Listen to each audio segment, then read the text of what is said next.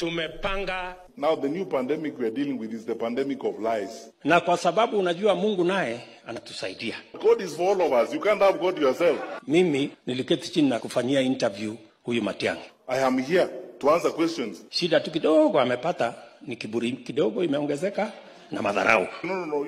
You are president. Keep quiet. Wewe relax, William Ruto. Relax. Tutakushughulikia. Hii ni mambo madogo. Haya ni mambo madogo sana. This is the pandemic of lies. Hiyo ni mambo mzuri. What is the power wase hawachesi. People are just loitering around saying things that don't exist. Kiingereza mingi utapeli. Kwa hivyo hiyo madharau yenu hiyo na kiburi muko naye, hiyo ni yenu. Wacha kupiga kifua. Wacha tutasoma sisi tu kwa magazeti.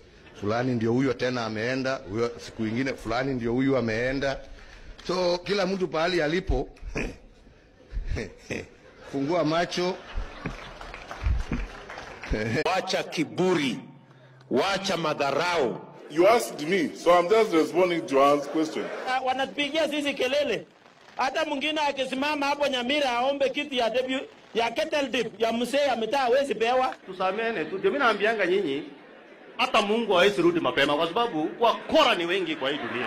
Walikuonesha madharau, endelea kuwa na heshima kidogo.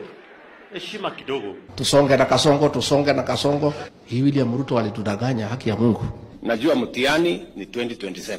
Na hiyo mtihani ya 2027 sipangi kuanguka hiyo mtihani. Plan A ni kutoa wewe.